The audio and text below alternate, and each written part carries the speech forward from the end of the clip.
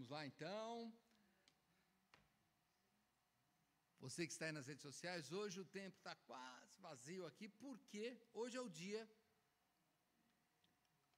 da nossa viagem missionária. Então, os irmãos que vão na viagem, né, vão até a cidade de Lupércio, aqui no interior de São Paulo, eles acabam vindo mais tarde, porque vão chegar do serviço, já temos várias coisas aqui, mas eles ainda vão trazer mais coisas, né? Então, é por isso que acaba ficando mais vazio. Mas, daqui a pouco eles chegam e também nós vamos ficar aqui a noite inteira, se Deus quiser, orando, ouvindo a palavra, cantando, meditando na palavra do Senhor, que é a nossa vigília pela viagem missionária. E hoje eu vou encerrar esse estudo sobre justificação, que nós já falamos, temos falado sobre essas verdades básicas do Evangelho, e hoje nós vamos encerrar lendo aqui Romanos, capítulo 10. Vamos juntos, então, em Romanos, capítulo 10,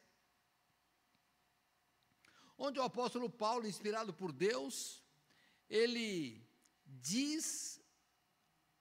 escreve assim, Romanos 10, verso 1: Irmãos, o bom desejo do meu coração e a oração a Deus por Israel é para a sua salvação, porque lhes dou testemunho de que tem zelo de Deus, mas não com entendimento, porquanto, não conhecendo a justiça de Deus e procurando estabelecer a sua própria justiça, não se sujeitaram à justiça de Deus, porque o fim da lei é Cristo, para a justiça de todo aquele que crê.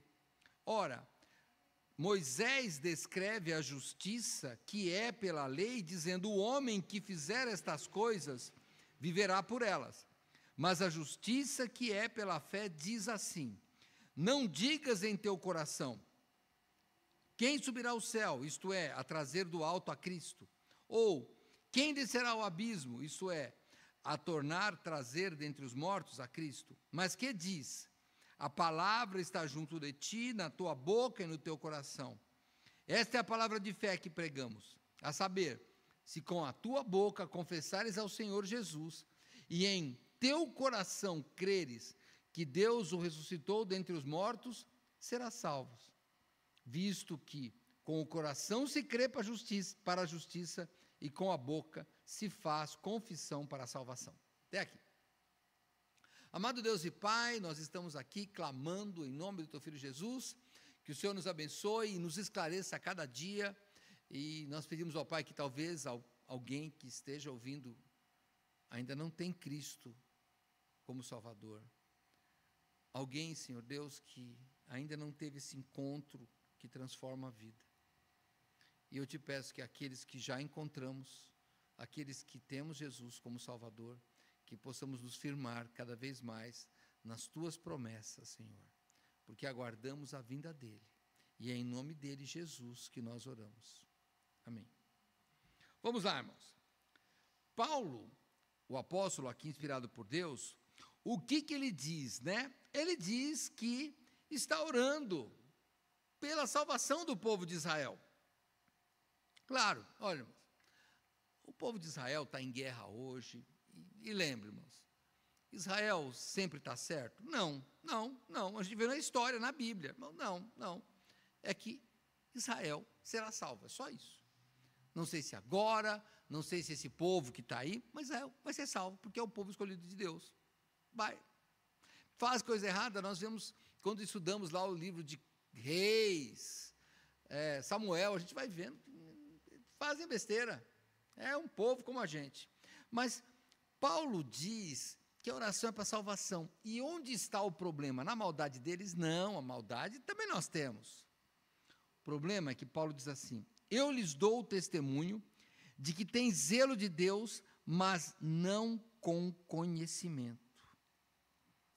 Esse é o problema. O problema da justificação é, eles têm zelo de Deus e não têm conhecimento.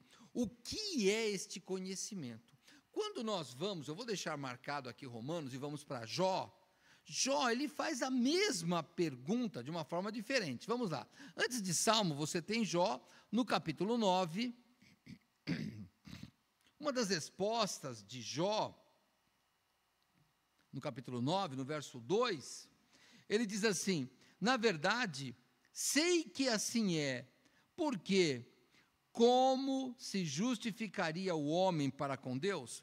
É isso que ele está dizendo aqui. Bom, como é que eu vou me justificar diante de Deus? Lembrando que nós já falamos aqui na semana passada e nas semanas anteriores, justificação é o ato judicial que Deus declara a gente justo, ou declara o ser humano justo perante os seus olhos, livres da condenação do pecado.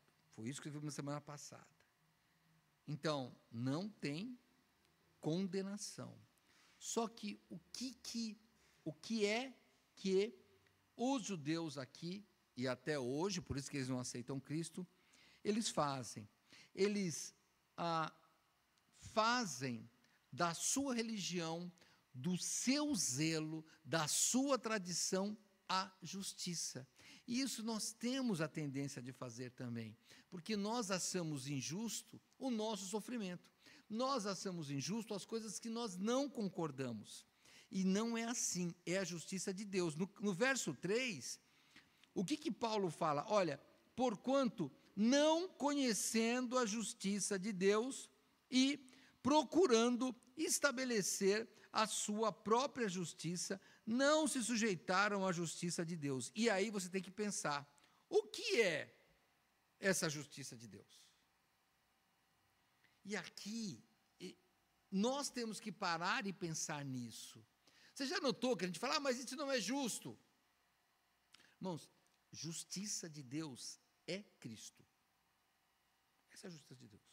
Verso 4, porque o fim da lei é Cristo, para justiça de todo aquele que crê.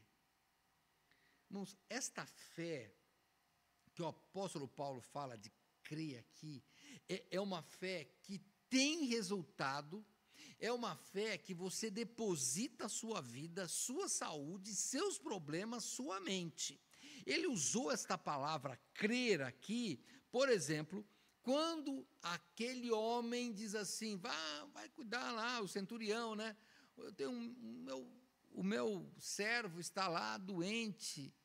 E ele fala, Jesus fala, eu vou lá. Ele, não, o senhor não precisa ir lá ver, não. Vamos lá ver esse texto? Mateus capítulo 8, deixa marcado aqui em Romanos, hein? Mateus capítulo 8, só para você ver o que é crer. Não é dizer eu acredito. Dizer eu acredito dá para dizer fácil. Quando ele fala que tem um servo doente, no verso 7, e Jesus lhe disse, eu irei e lhe darei saúde. É isso que Jesus fala para o centurião. Eu vou cuidar, eu vou lá curar. E aí o centurião, ele fala assim, verso 8, de Mateus capítulo 8. E o centurião, respondendo, disse, Senhor, não sou digno de que entres debaixo do meu telhado, mas dize uma palavra e o meu criado há de sarar. Pois também eu sou homem sob autoridade e tenho soldados às minhas ordens. E digo a este, vai, e ele vai. E digo a outro, vem, e ele vem. E ao meu criado, faze isso, e ele faz. E maravilhou-se Jesus, ouvindo isto, e disse aos que seguiam, em verdade vos digo que nem mesmo em Israel encontrei tanta fé. É aqui que é a fé de Romanos 10. Uma fé que você tem tanta certeza que você diz, não precisa de ir. E eu confesso, irmão, às vezes falta para nós fé. Muitas vezes, talvez no secreto do nosso coração, a gente pergunta, Senhor, onde tu estás? Que não vê meu sofrimento? Onde tu estás? Que eu estou aqui vendo as coisas acontecerem e parece que o Senhor não move uma palha. Aquele homem, irmãos, tinha tanta certeza que, imagina, ele foi pedir e ele falou, não precisa de ir. É essa fé que é a fé salvadora e a fé que salva. Irmãos, se você falar acredito em Deus, sabe o que significa? Nada. Nada. a fé, irmãos, é uma demonstração de total dependência, de crer de que Deus vai fazer aquilo e vale o sacrifício por isso. Em outro lugar, você está em Mateus capítulo 8, logo depois nós vamos ver de novo uma demonstração de fé. Quer ver? Olha, vamos lá no capítulo 9 de Mateus. Você está no 8, vira aí, se for Bíblia de papel. Capítulo 9. Vamos dar uma olhada. E entrando no barco, passou para o outro lado e chegou à cidade. E eis que lhe trouxeram um paralítico deitado numa cama. E Jesus, vendo a fé deles, disse ao paralítico: filho, tem bom ânimo, perdoados são os teus pecados. E eis que alguns dos escribas diziam entre si: ele blasfema. Mas Jesus, conhecendo os seus pensamentos, disse: por que pensais mal em vossos corações? Pois qual é mais fácil dizer: perdoados são os seus pecados, ou dizer: levanta-te e anda? Ora, para que saibais que o Filho do Homem tem na terra autoridade para perdoar pecados, disse então ao paralítico: levanta-te, toma a tua cama e vai para a tua casa. E levantando-se foi para a tua casa. Irmãos, esta palavra é usada aqui, nessa de fé, né? O que é mais fácil, né? Levanta-te, pega a tua cama, vai para a tua casa. Ele está falando sobre a fé. Irmãos, é a fé que você vai levar um paralítico. Lembra que os homens desceram pelo telhado, o paralítico? É isso, é aquele que sacrifica. Por quê? Porque ele acredita tanto, ele tem tanta certeza que ele deposita esta fé. E aí eu pergunto, é essa fé que a gente tem? Essa fé, irmãos, nós reclamamos do mundo imoral. O problema, irmãos, não é o mundo imoral, o problema é o mundo sem fé. Porque se tiver fé, vai obedecer tanto a Deus que a moralidade será uma consequência. Imagina, eu queria um mundo com maior moralidade. Não ia resolver o problema do mundo. Porque a moralidade não nos leva para o céu. O que nos leva para o céu é a fé. Mas a gente se indigna com a moralidade, esquecendo que a moralidade decorre da fé. Por que as pessoas são imorais? Porque elas acreditam que não terá julgamento e que pode fazer o que quiser. Ou elas acreditam que Deus vai ser tão bonzinho que vai perdoar tudo. Elas acreditam numa série de coisas que depende da fé. Então eu te pergunto, hoje você anda pela fé? Porque é isso que o apóstolo Paulo fala. Quando ele fala do evangelho, e é o que vamos fazer lá em Lupércio, irmãos, a vida no interior, não pensem que é uma vida mais moral, não é. É uma vida imoral. Tem adultério, tem um monte de coisa lá, igualzinho aqui, irmãos, igualzinho. Às vezes a gente ouve e fala porque tem menos gente, mas é igualzinho. E o que é que os irmãos da viagem missionária vão fazer em Lupércio? Vão levar o evangelho. Não vão dar aula de moralidade, porque isso não muda. Não vão dar aula de como se vestir, porque isso não muda. O que muda é a fé. Olha o que Paulo diz, volta para Romanos comigo, por favor. Romanos, vamos lá para Romanos. Só que no capítulo 1, no primeiro capítulo lá, no capítulo 1 de Romanos,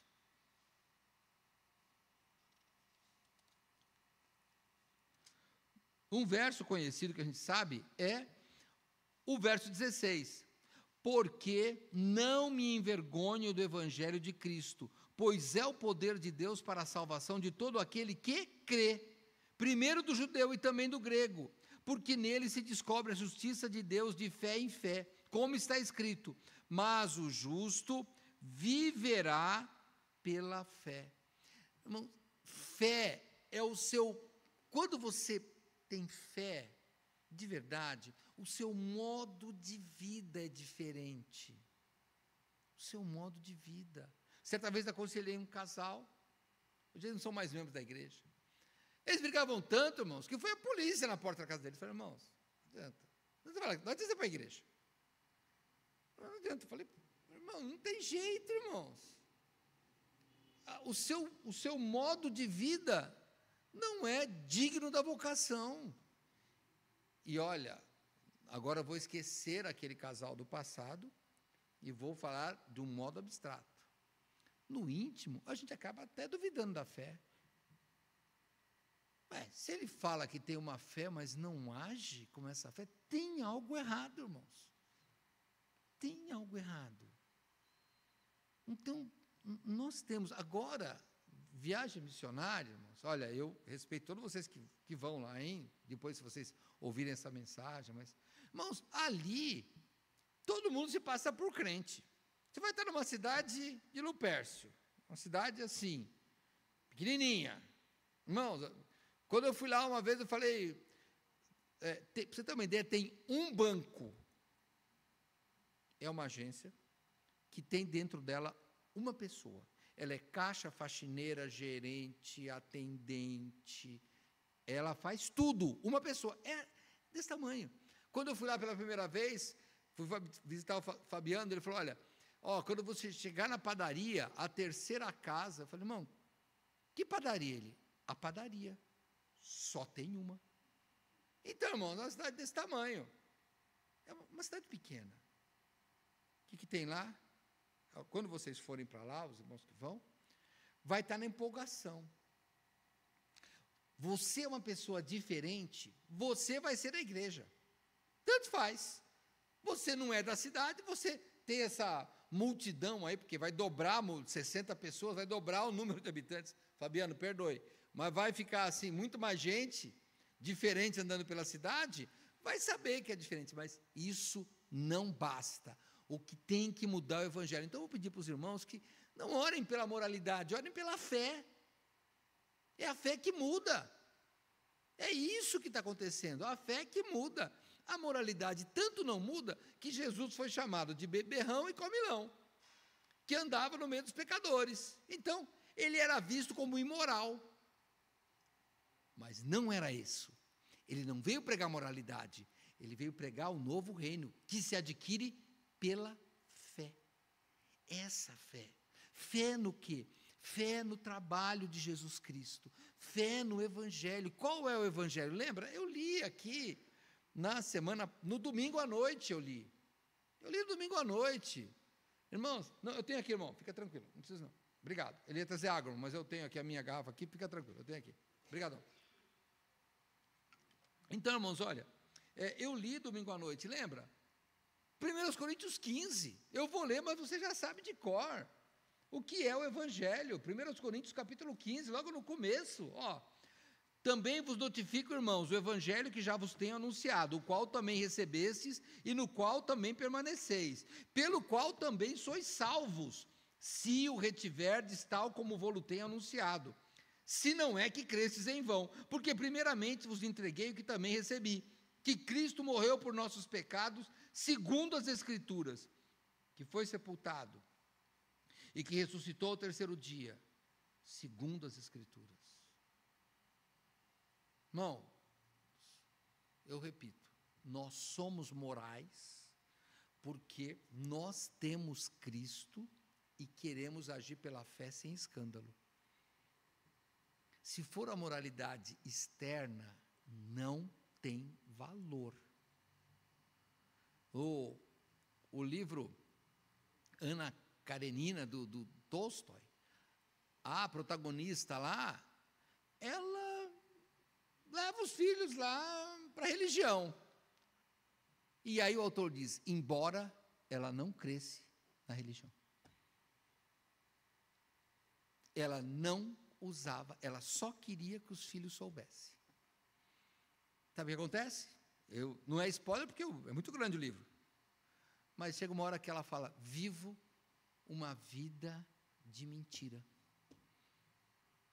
Se nós vivermos sem fé, o grande perigo é de você chegar à conclusão de que vive uma vida de fantasia, uma vida de mentira, uma vida de falsidade. Então, a fé, ela tem que transformar o coração. E daí sai para fora. E aí muda as atitudes. É assim que vai ser. Então nós temos que pensar bem no que nós estamos, como estamos agindo. Vamos pensar. O que acontece? Como eu disse aqui, o Evangelho é a morte de Jesus e a ressurreição para todo aquele que crê. E como é que isso funciona? Irmãos, aquele famoso, mais conhecido versículo da Bíblia, só que eu vou ler, além dele, alguns outros. Vamos lá para João 3,16. Pastor, eu só sei de cor. Tá bom, então, vamos continuar no João 3,16. Continua para mim. João, capítulo 3, verso 16. Porque Deus amou o mundo de tal maneira que deu o seu Filho unigênito, para que todo aquele que nele crê, e aqui vai a palavra crê, não pereça, mas tenha vida eterna. Porque Deus enviou o seu Filho ao mundo, não para que condenasse o mundo, mas para que o mundo fosse salvo por ele. Quem crê nele não é condenado, mas quem não crê já está condenado, porquanto não crê no unigênito Filho de Deus. E a condenação é esta, que a luz veio ao mundo e os homens amaram mais as trevas do que a luz, porque as suas obras eram más. Porque todo aquele que faz o mal odeia a luz, e não vem para a luz, para que as suas obras não sejam reprovadas. Mas quem pratica a verdade vem para a luz, a fim de que as suas obras sejam manifestas, porque são feitas em Deus. Não é isso que Paulo fala lá em Romanos? Andai como filhos da luz. Irmãos, eu estou insistindo porque nós temos que tomar cuidado, porque hoje a palavra fariseu virou um negócio pejorativo, não um xingamento, ô seu fariseu. Irmãos, olha, a vida falsa é a vida de aparência, é a vida do fariseu. Quando nós xingamos alguém, não deve fazer isso, mas de fariseu, é uma pessoa falsa, é uma pessoa do exterior, e aqui eu preciso de um espelho interno. Claro que tem coisas que eu faço do bem, que eu queria fazer o mal, mas isso é minha luta interior, isso não é ser fariseu. Tem hora que você fala, eu queria socar, mas já que eu não posso socar, eu tenho que amar. É por obediência, não é isso. O farisaísmo, o que nós, até os cristãos, temos que tomar cuidado com a aparência, é o que Jesus bem definiu lá naquela parábola do fariseu e o publicano. Vamos lá para Lucas 18? Vamos lá para Lucas 18.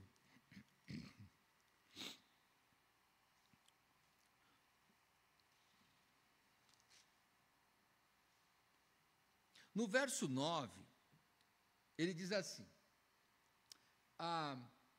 e disse também esta parábola a os que confiavam em si mesmo, crendo que eram o quê? Justos, desprezando os outros, e desprezavam os outros. 2 homens subiram ao templo para orar, até aqui os 2 iguais, um fariseu e um publicano, e o outro publicano. O fariseu, estando em pé, orava consigo desta maneira, ó Deus, graças te dou, porque não sou como os demais homens, roubadores, injustos, adúlteros, nem ainda como este publicano. Jejuo 2 vezes na semana, dou os dízimos de tudo quanto possuo. Resume, eu sou religioso, vou na igreja quarta, sexta, domingo de manhã, leio a Bíblia. Irmão, se não mudar o coração, está jogando o tempo fora. É assim que tem que ser. Bom, tem que mudar o coração. Não vem com essa de que eu não sinto vontade. Irmãos, olha, esse negócio de sentir vontade, irmãos, lembra, o coração é enganoso. Pastor, tem dia que não tem vontade de ir na igreja, tem dia que não tem vontade de ler a Bíblia. Irmãos, tem dia que a vontade é ficar na cama sem fazer nada, pensando em nada. Será que é só eu que sou pecador assim? Não quero pensar em nada mesmo. Tem dia que é assim. Mas daí nós falamos, não, mas espera aí, eu tenho algo maior. E é fácil você que é pai, mãe, pensar nisso. Você se sacrifica pelos seus filhos, mesmo que às vezes você no fundo sabe que não merece. Mas você sacrifica. Por que tem que levantar cedo? Eu se comer uma pipoca, eu passo o dia. Mas por que tem que levantar cedo para trabalhar? Porque eu tenho um filho em casa que tem que comer. Então pensa nisso, não é bem assim, eu faço do meu coração. Não, o coração é enganoso, o coração não quer fazer nada. Não, pela fé que eu tenho, eu digo, vale o sacrifício, é isso que eu tenho que pensar. Pela fé que eu tenho, vale o sacrifício. Jesus diz que este homem era o típico judeu que Paulo fala em Romanos 10. Tem zelo, olha o zelo dele, dá uma olhada. Ó, eu sou diferente dos homens, roubadores, então eu não sou ladrão, é isso que ele está dizendo. Injustos, não, eu sou justo. Adúlteros, não, eu sou fiel. E nem ainda como esse publicano, que era o homem que defendia o governo romano. Eu faço todas as minhas obrigações, jejuo 2 vezes na semana, dou os dízimos. Ele está agindo exatamente como Paulo fala em Romanos 10. Tem zelo, mas não conhece a justiça de Deus. O publicano conhece. E aí continua, verso 13. O publicano, porém, estando em pé de longe, nem ainda queria levantar os olhos ao céu, mas batia no peito, dizendo: ó Deus, tem misericórdia de mim, pecador. E o que Jesus disse? Digo-vos que este desceu justificado, que é o nosso assunto. Este publicano desceu justificado, e não aquele fariseu. Porque qualquer que a si mesmo se exalta será humilhado, e qualquer que a si mesmo se humilha será exaltado. Pastor, não dá para entender. A gente não tem que ser bom e não tem que falar, então toda hora falando, não, eu sou ruim. Não, não é isso. É que ele confiou na justiça dele. Nós confiamos na justiça de Cristo. Essa é a diferença. Por que que as pessoas admiram você como uma pessoa moral, correta? Por causa de Cristo. Não é porque a mamãe e o papai ensinou, é por causa de Cristo. Porque às vezes a mãe e o pai ensinou todos os filhos e tem uns que não fazem nada da gente. Então não valeu o ensino. É porque Cristo transformou a nossa vida. Isso é que é a justificação. E por isso que nós temos que pensar, né? Volta para Romanos 10. Volta lá para Romanos 10. No verso 5, depois que ele fala, né, no verso, vou ler o 4, tá? Porque o fim da lei é Cristo para a justiça de todo aquele que crê. Então ele diz, ora, Moisés descreve a justiça que é pela fé, dizendo, o homem que fizer estas coisas viverá por elas. O homem que praticar estas coisas viverá por elas. É assim que vai funcionar.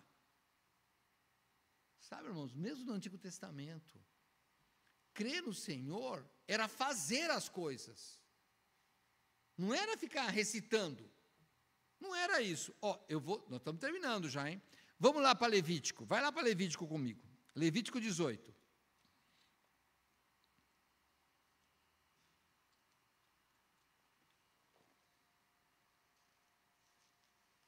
Levítico 18,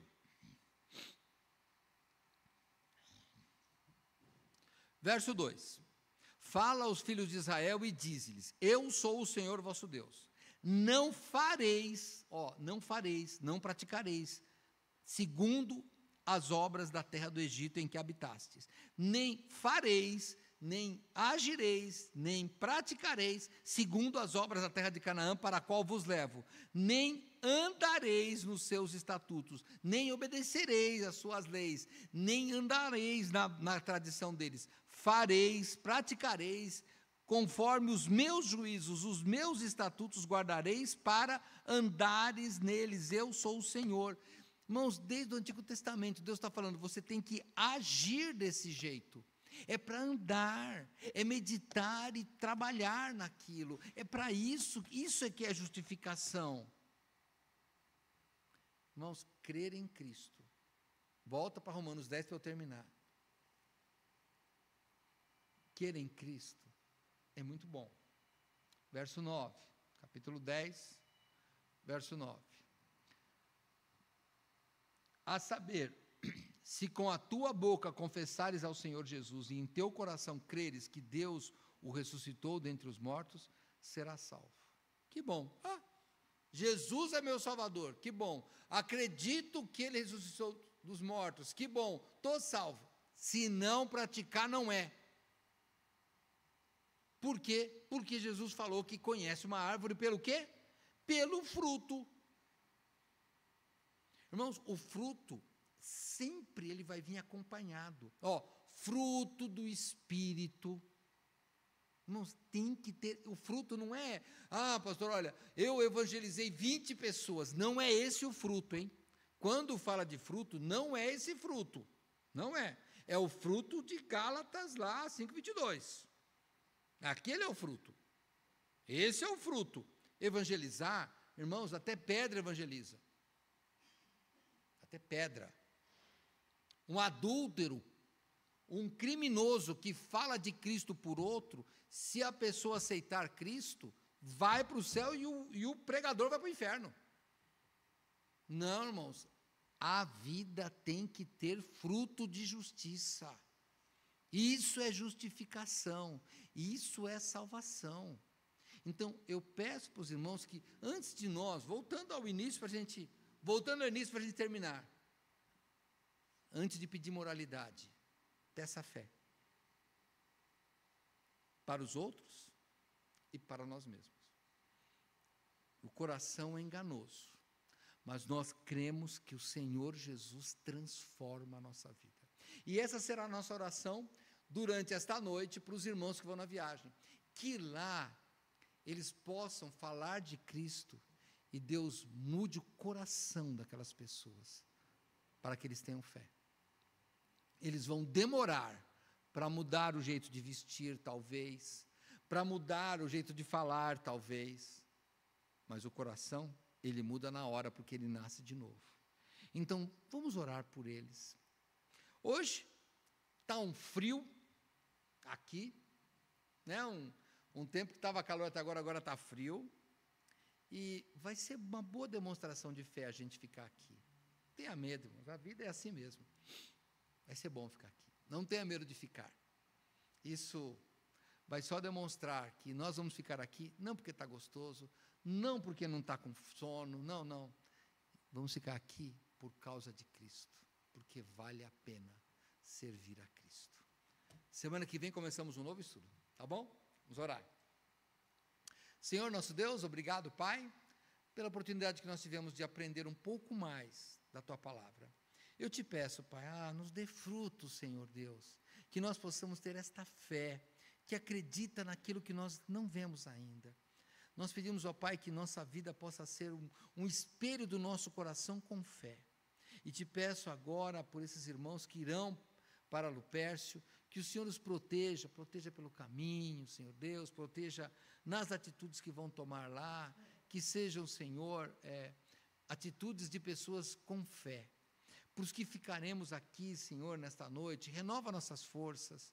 Nós não estaremos aqui para nos mostrar para ninguém, nem para um teste nosso, mas simplesmente porque nós temos fé em Ti. Abençoe-nos, Pai. Nós pedimos Tua proteção, orando em nome de Jesus.